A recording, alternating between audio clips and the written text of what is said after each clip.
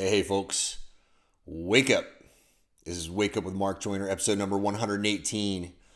And today we will discuss altered states and sovereignty of consciousness.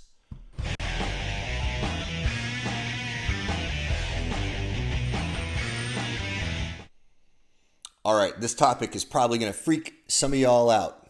And if that's you and you can't handle it, tune out. You don't have to watch.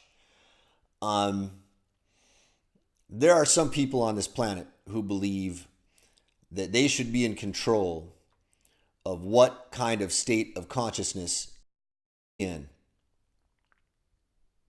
It's a fact. Look at it. You can drink alcohol. You can alter your state of consciousness that way, but you can't take a psilocybin mushroom. No, you can't do that.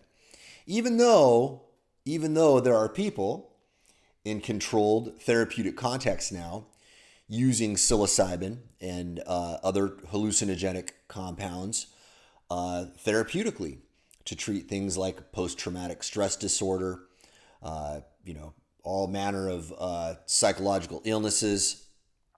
But society does not accept this. Such compounds have been vilified. We classify these things collectively as, oh, those are drugs. But you're taking drugs. I can almost guarantee it. If you're watching this, the statistical probability of you taking some kind of drug is extremely high. And you are taking one that is acceptable by your society and by the laws of the society that you have chosen to live in. So, for example, alcohol is okay. You can alter your state of consciousness that way.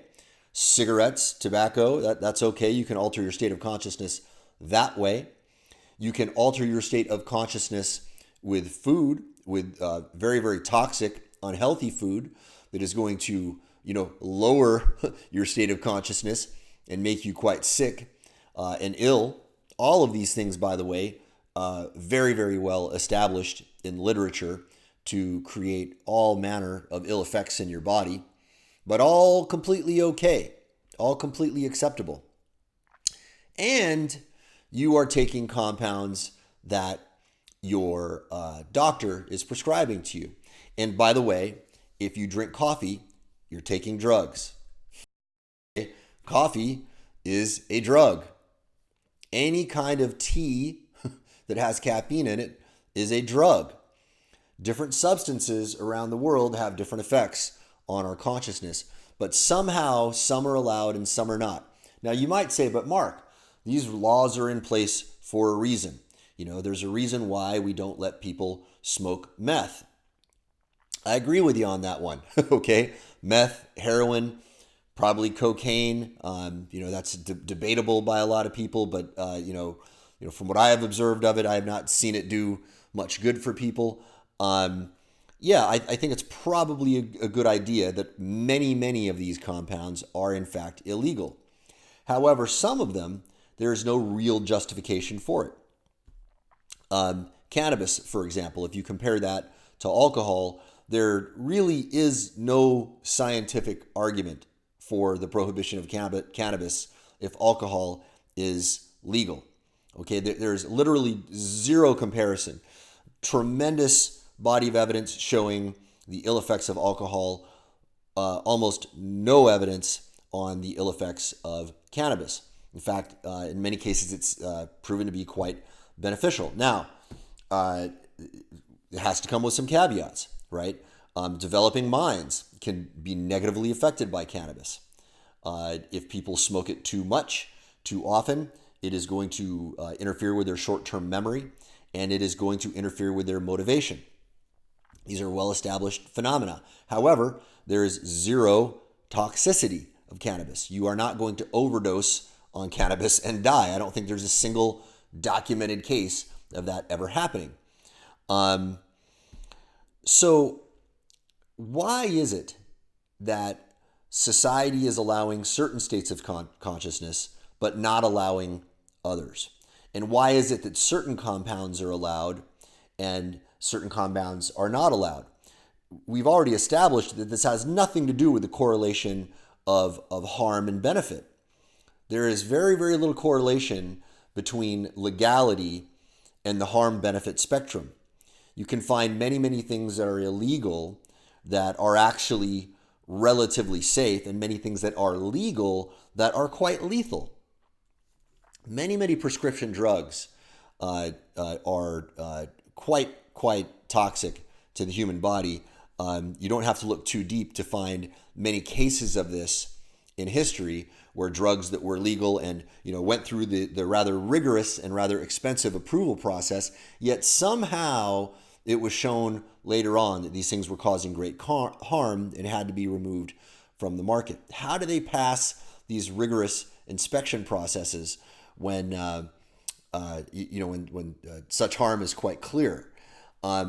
Clearly, these processes of approval are not working the way we think they should work. All right, there's a tremendous amount of corruption in that process, I am sorry to say. I think a process like that is a good idea, as much as I believe, as a free-thinking, more or less libertarian-minded kind of guy, stick your nose out of my business and out of my body and let me do what I want to myself, as long as I'm not harming other people.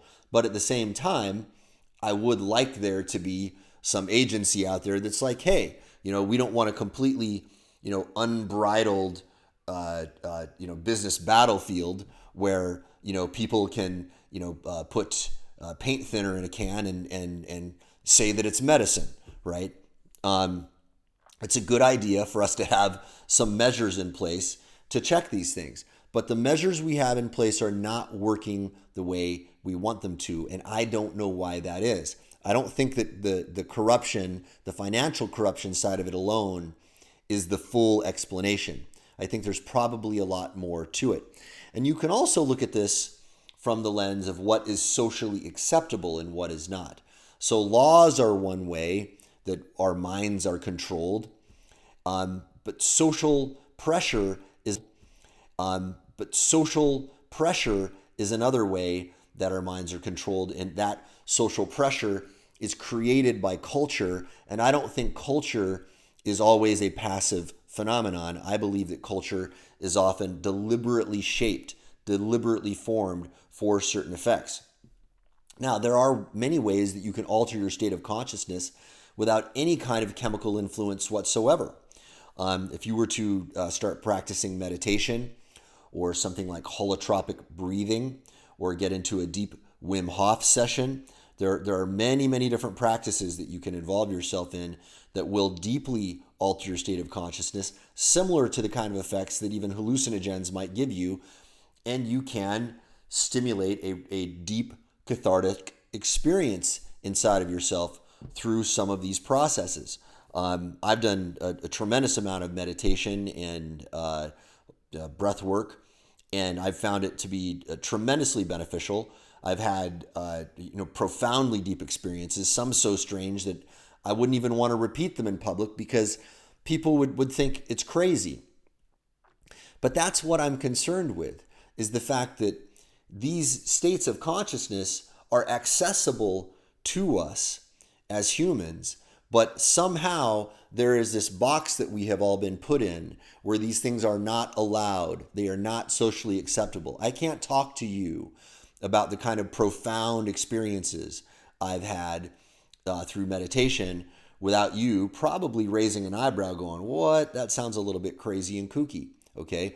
But keep in mind, altered states of consciousness are also what allowed me to write a couple of the books that I wrote in a single day. That was through me altering my consciousness deliberately. Altered states of consciousness can open up doorways to human potential that are absolutely profound, that are probably far beyond what we even think is possible right now in this world. I believe that we are capable of far more than humans realize. And I don't think we necessarily need technology to unlock these things. Guys like Wim Hof are starting to show that superhuman performance is not only possible, but teachable and transferable from person to person. And this is but one example, guys. The yogis have been talking about this for thousands of years. And in the West, we dismissed all of this stuff as hogwash and superstition. But now we are starting to find out, hey, you can actually influence the autonomic nervous system, which, a few decades ago was said to be scientifically impossible. We now know that that's bullshit. It's totally possible for you to influence your autonomic nervous system through breath work, for example. That's but one of many, many ways we can do this. Yogis have been talking about it for a long time. Perhaps it is time in our society to start exploring these things again and to start asking ourselves, what is the limit of our potential? And I think that if we push into that more, we are not going to be as dependent on technology as we are right now. And that might be a healthier, safer way for us to advance, because I am deeply concerned about the rate at which technology is advancing. And I think that technology is advancing much, much faster than our wisdom and our ability to control it. And that is the main conversation that all politicians, I think, should be having right now, but not a single one of them is discussing this as a front and center issue, if they're discussing it at all. But to me, this is the elephant in the room. And any politician out there that is not talking about that is not talking about the rapid pace of technology and government's inability to control it, is not telling you the whole story. Either that or they are not aware. All right, you guys, you have a beautiful day, and I'll talk to y'all tomorrow.